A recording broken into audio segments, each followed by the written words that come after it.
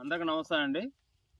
మనం మహబూబాబాద్ జిల్లా కురి మండలం బలపాల గ్రామంలో ఉన్నాము. ముళ్ళ రమేష్ గారు 3 ఎకరాల్లో ఆయిల్ పామ్ వేసి 4.5 సంవత్సరాలు ఎకరానికి 6 టన్నులు దిగుబడి తీస్తున్నారు.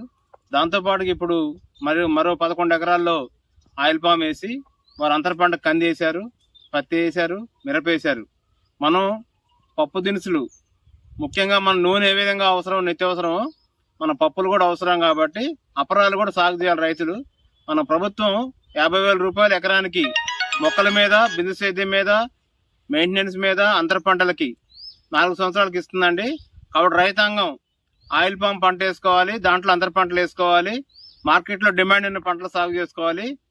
ముండ్ల రమేష్ గారిని ఆదర్శంగా తీసుకొని రైతులందరూ కూడా మార్కెట్లో డిమాండ్ ఉన్న పంటలు ఆయిల్ పామ్తో పాటు కూరగాయలు, పువ్వులు, పండ్లు, కొత్త పంటలు వేసుకొని ఆర్థికంగా ఎదగాలని ఉద్యాన మరియు పట్టు పరిశ్రమ శాఖ మహబూబాబాద్ జిల్లా తరఫున ప్రతి రైతును కూడా వేడుకుంటున్నామండి. అందరికీ నమస్తే అండి.